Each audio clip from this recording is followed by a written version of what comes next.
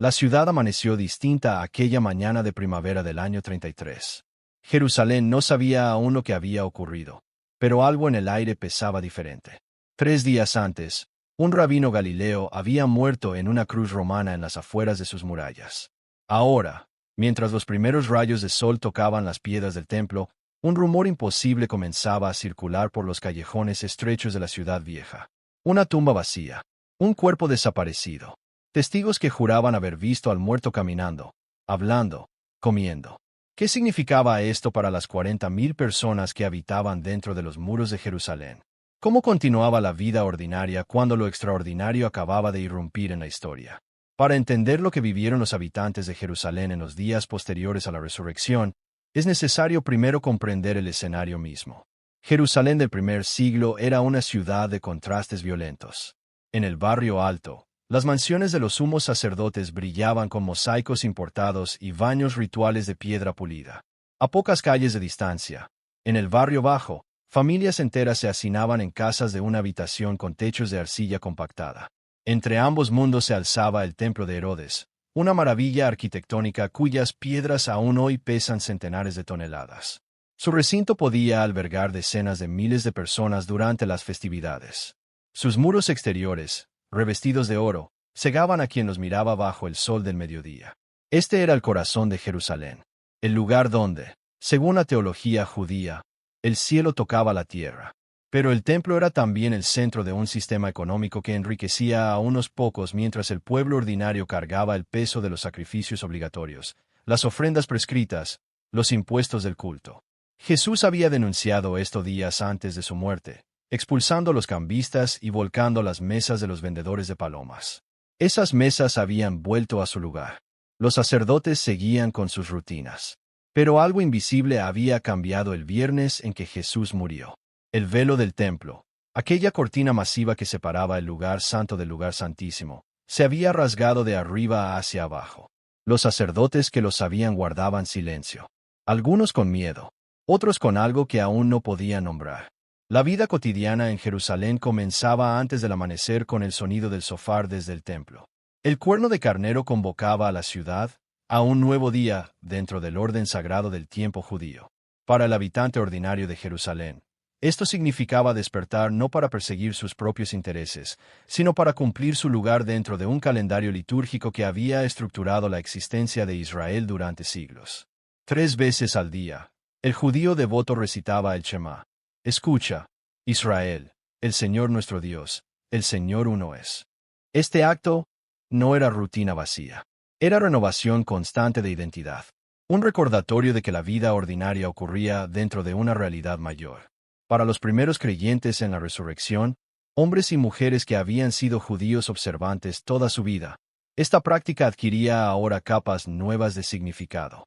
El Señor uno que proclamaban cada día había manifestado su amor de una manera que ningún profeta había articulado con tanta claridad. Habían visto la muerte derrotada. Habían tocado las manos con las marcas de los clavos. Habían comido pescado con un hombre que 3 días antes había estado muerto. ¿Cómo continuar con normalidad después de eso? El agua era preocupación constante. Jerusalén no tenía río.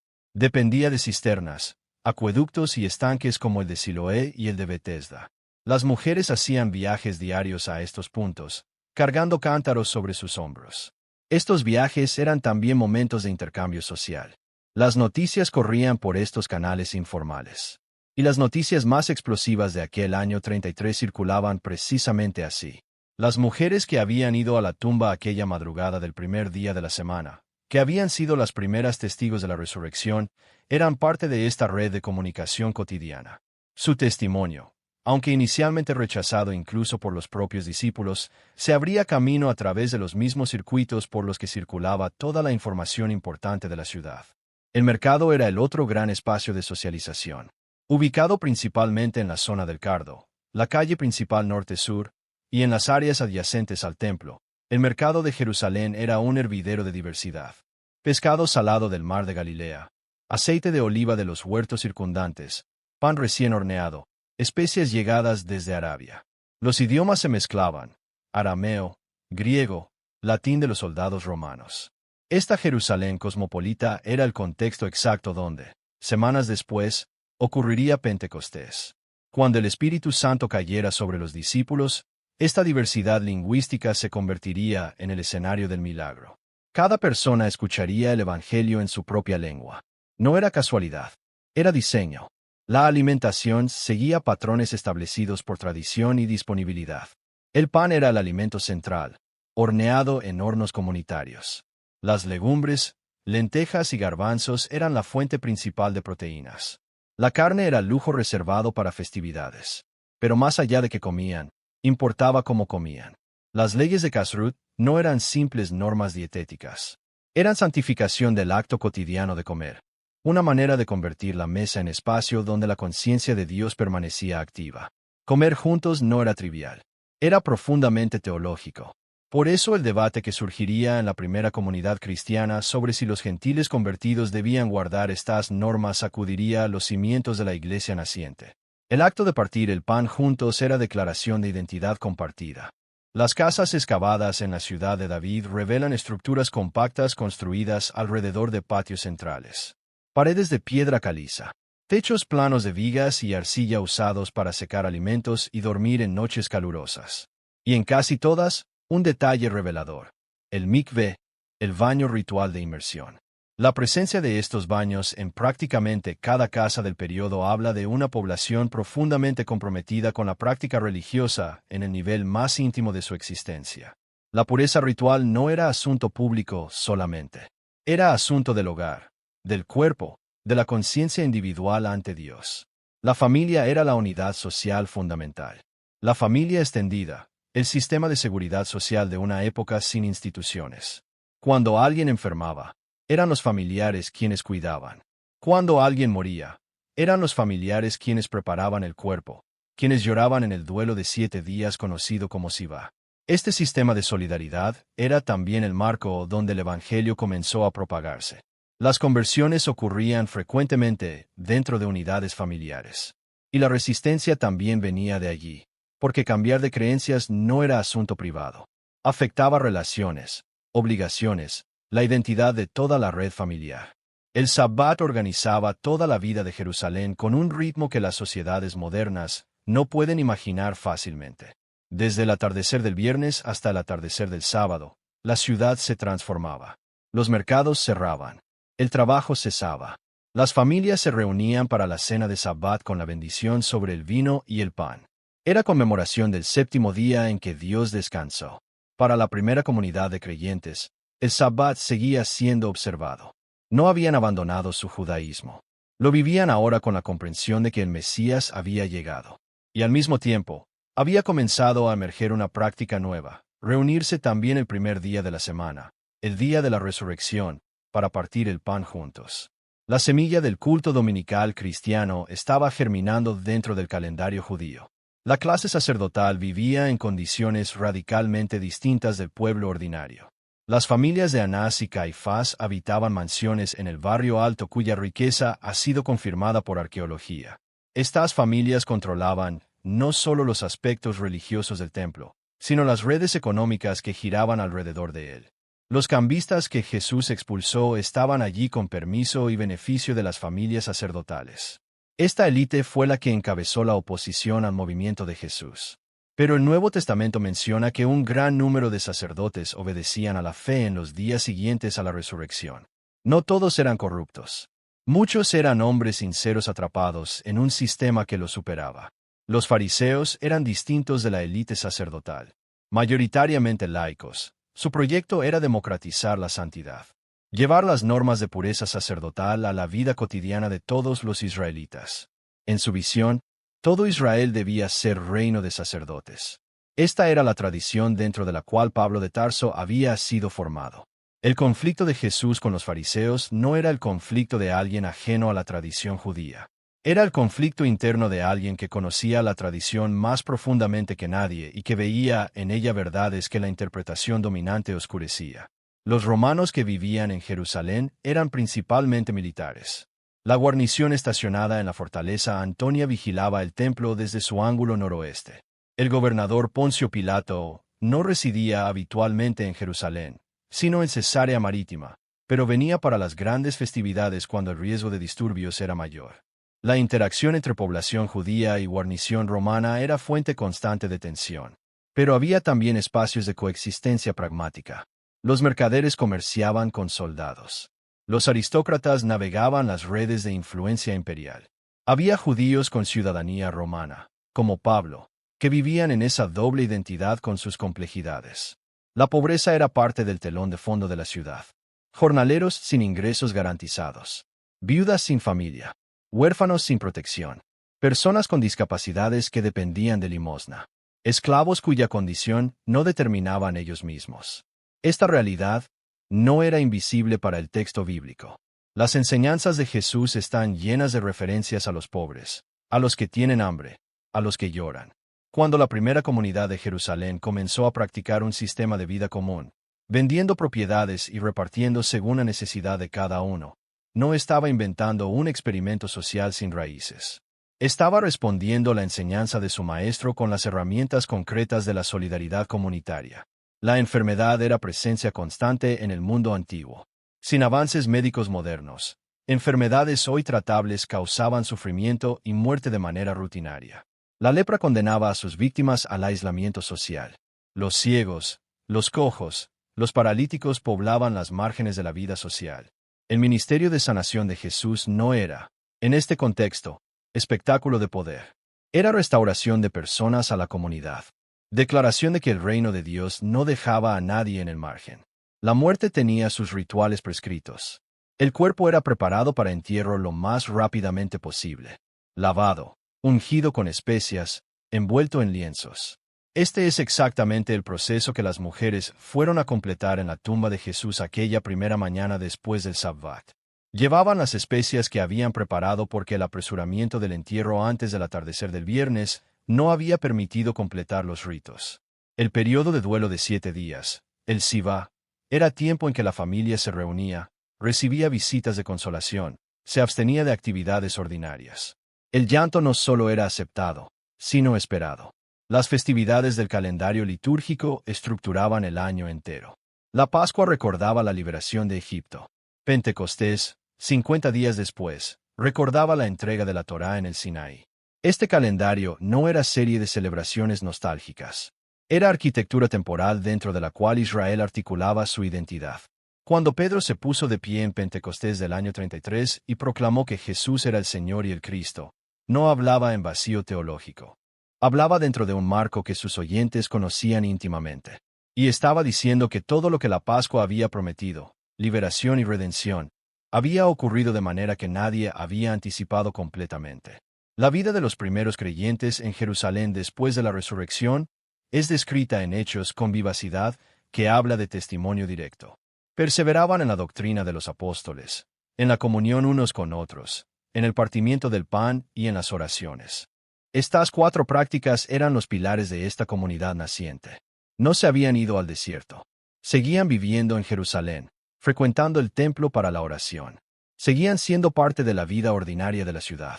Pero dentro de esa vida ordinaria habían creado una comunidad extraordinaria caracterizada por solidaridad material, enseñanza profunda, alegría genuina y poder del Espíritu. La doctrina de los apóstoles era el contenido específico de lo que Jesús había enseñado y que los testigos oculares transmitían. En cultura de oralidad fuerte, la memorización y transmisión fiel eran prácticas establecidas.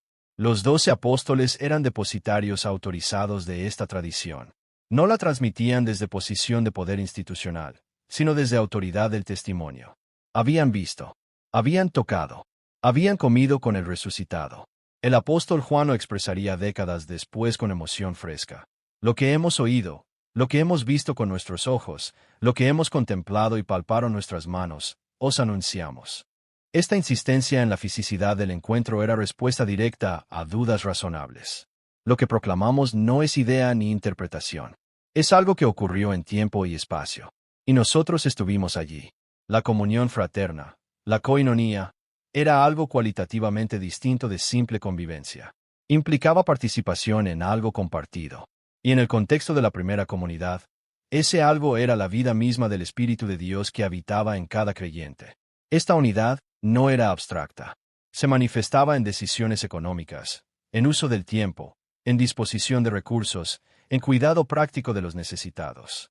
No había entre ellos ningún necesitado, porque todos los que poseían heredades o casas las vendían y traían el precio y lo ponían a los pies de los apóstoles.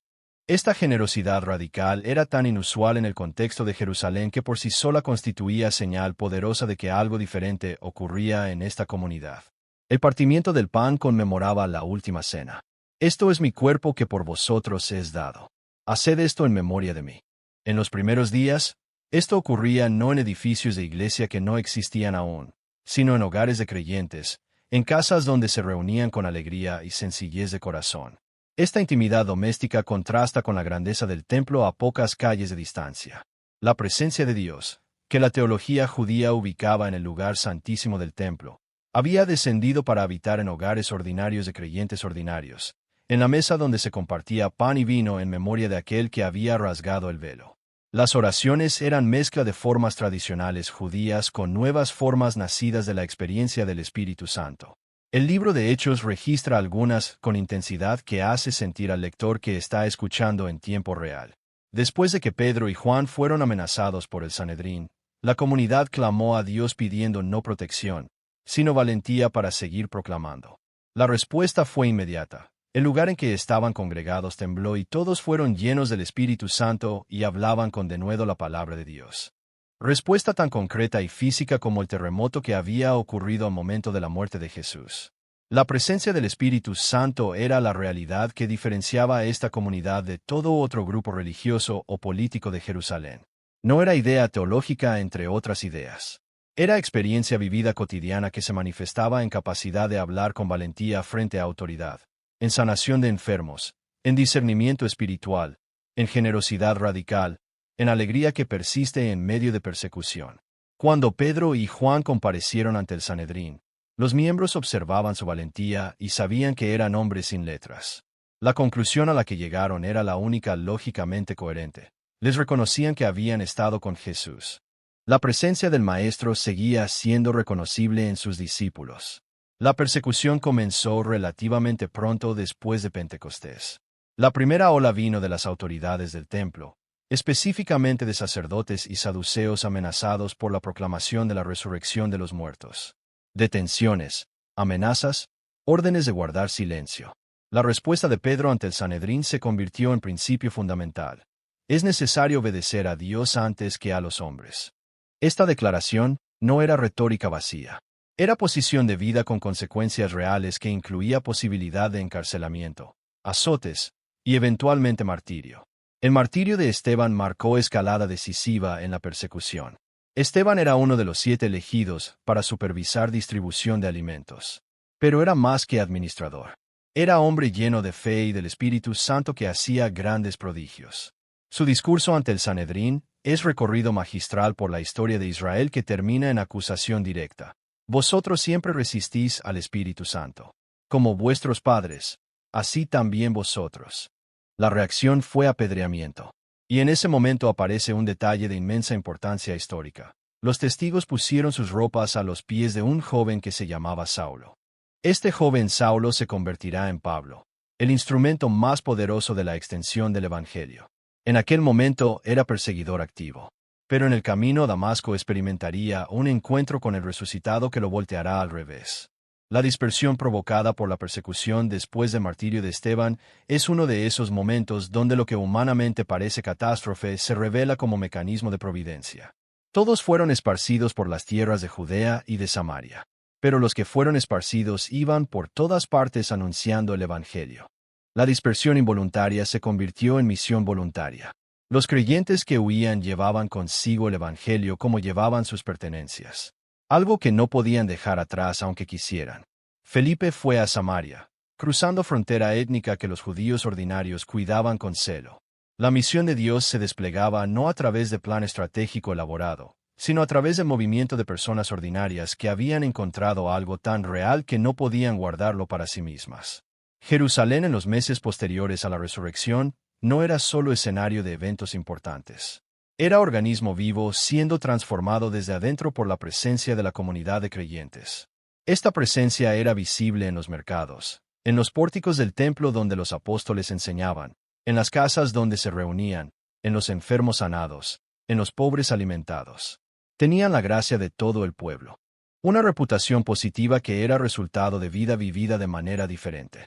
Personas que no creían en la resurrección seguían viendo en la comunidad algo que no podían explicar fácilmente. Cohesión, alegría, generosidad, valentía que no correspondía a parámetros ordinarios. La relación de la primera comunidad con el templo era teológicamente compleja e históricamente fascinante. Los creyentes seguían yendo al templo para la oración. El pórtico de Salomón se convirtió en lugar habitual de reunión y enseñanza. Esto significa que creyentes en Jesús y judíos que no creían compartían el mismo espacio sagrado, oraban en los mismos momentos, participaban de la misma arquitectura litúrgica. Esta convivencia dentro del templo era proclamación y provocación. Los creyentes decían con su presencia que no habían abandonado el Israel de Dios, que no habían roto con el pacto. Pero la proclamación de que Jesús era el Señor transformaba el significado del templo de manera que sus custodios no podían aceptar. El conteo de creyentes en Jerusalén en los primeros meses es asombroso por su rapidez. El día de Pentecostés se añadieron como 3,000 personas. Después de otra proclamación de Pedro, el número de varones llegó a como 5,000. Y luego, también muchos de los sacerdotes obedecían a la fe. Este crecimiento no era producto de técnicas organizacionales. Era producto de una comunidad que vivía de tal manera que la presencia del Espíritu era perceptible y de una proclamación que conectaba con las preguntas más profundas del corazón humano. La esperanza en el regreso de Cristo era realidad vivida, no doctrina abstracta. Los apóstoles recordaban las palabras de Jesús sobre los signos que precederían su regreso. Recordaban las palabras de los ángeles en el momento de la ascensión. Este mismo Jesús que ha sido tomado de vosotros al cielo, así vendrá como le habéis visto ir. Esta promesa de regreso visible y glorioso daba a la comunidad un horizonte que transformaba su relación con el sufrimiento presente. Las pruebas eran reales, pero también temporales dentro de un marco donde lo eterno era la realidad determinante. La ciudad de Jerusalén misma, con su templo magnífico y sus murallas poderosas, era paradójicamente el escenario donde se construía algo que la trascendería y sobreviviría. Las piedras de Herodes eran impresionantes. Algunas pesan centenares de toneladas. Pero Jesús había dicho palabras sobre esas piedras. No quedará aquí piedra sobre piedra que no sea derribada. En el año 33 esas palabras eran profecía futura. En el año 70 se convirtieron en historia documentada cuando las legiones romanas destruyeron la ciudad y el templo. La primera comunidad vivía entre la profecía y su cumplimiento, entre el mundo que conocía y el mundo que estaba viniendo. El papel de las Escrituras en la vida de los creyentes no puede exagerarse. Para esta comunidad, las Escrituras de Israel no eran texto del pasado. Eran el mapa con el que navegaban el presente. Cuando leían el Salmo 22, Dios mío, ¿por qué me has abandonado? Escuchaban la voz del Mesías en la cruz. Cuando leían Isaías 53, más el herido por nuestras rebeliones, veían el retrato de Jesús con precisión que solo podía ser profética. Esta lectura cristológica no era imposición arbitraria de sentidos ajenos. Era descubrimiento iluminado por el espíritu de sentidos que habían estado allí desde el principio, esperando el momento en que el cumplimiento los hiciera visibles. La geografía sagrada de Jerusalén adquiría nuevas capas de significado. El Monte de los Olivos, desde cuya cima Jesús había ascendido, era el lugar donde la tradición esperaba que el Mesías aparecería. El huerto de Getsemaní era el lugar de la agonía. La tumba de José de Arimatea era el lugar donde la muerte había intentado ser definitiva y había fallado. El Gólgota era el lugar donde el mayor acto de injusticia se había convertido en el mayor acto de gracia. Para los creyentes, caminar por estos lugares no era turismo espiritual. Era andar por las coordenadas de la historia de la salvación. Ese andar cargaba cada paso con peso de gratitud que transformaba la experiencia ordinaria de moverse por una ciudad en forma de oración continua. La luz que caía sobre Jerusalén en las tardes del año 33, esa luz dorada que visitantes describen como singular, caía sobre una ciudad simultáneamente antigua y nueva, rota y restaurada, llena de conflicto y llena de esperanza. Caía sobre las piedras del templo, sobre los tejados de las casas, sobre los callejones donde los niños corrían, sobre los pórticos donde los apóstoles enseñaban. Caía sobre las tumbas excavadas en la roca, incluyendo aquella tumba particular en el huerto de José, que estaba vacía. Y esa tumba vacía era la respuesta de Dios a todo lo que Jerusalén era y a todo lo que el mundo humano es: roto, mortal, necesitado, esperanzado. Pensar en lo que era caminar por las calles de Jerusalén en aquellos días como creyente es pensar en vivir en el espacio entre el ya y el todavía no. El reino de Dios había llegado en Jesús. Eso era el ya, la certeza inamovible. Pero el reino todavía no había llegado en su plenitud. Eso era el todavía no, la tensión, la espera. El creyente vivía en ese espacio con conciencia aguda de ambas dimensiones. Sabía lo que había ocurrido. Sabía lo que había sido prometido. Y vivía en el intervalo con la intensidad de quien sabe que el intervalo es significativo, pero no permanente. El sonido de Jerusalén en aquellos años era el sonido de una ciudad que no sabía todavía todo lo que había ocurrido en su seno. Era el sonido de los cambistas, del sofá al amanecer, de conversaciones en arameo y griego, de niños jugando, de sacerdotes cantando salmos, de apóstoles proclamando en el pórtico de Salomón que el hombre crucificado había resucitado y que en ningún otro nombre había salvación. Era el sonido de una historia abriéndose hacia dirección que nadie podía prever completamente, pero que los creyentes seguían con la confianza de que el mismo Dios que había abierto el mar rojo era el mismo que había vaciado la tumba. Dentro de esa tumba vacía estaba encerrada la promesa más antigua y más profunda que el corazón humano había jamás escuchado. Que la muerte no tiene la última palabra. Que el amor es más fuerte que la tumba. Que el Dios que crea no abandona lo que ha creado, sino que lo rescata a un precio que ninguna mente humana hubiera podido imaginar. Jerusalén del año 33 era el escenario donde esa promesa se había vuelto historia. Y las personas ordinarias que caminaban por sus calles, que sacaban agua de sus cisternas, que compraban pan en sus mercados, que oraban en su templo, eran los testigos primeros de algo que cambiaría el mundo para siempre.